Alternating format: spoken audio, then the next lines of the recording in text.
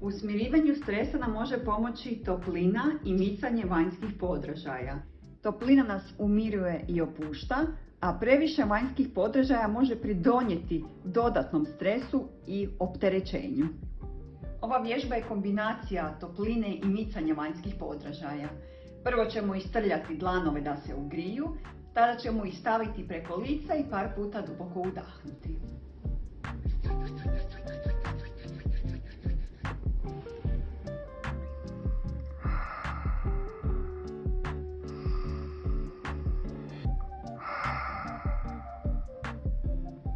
Vjerojatno ste i primijetili da neki ljudi to rade kada se loše osjećaju, ali možda niste znali točni razlog zašto to rade.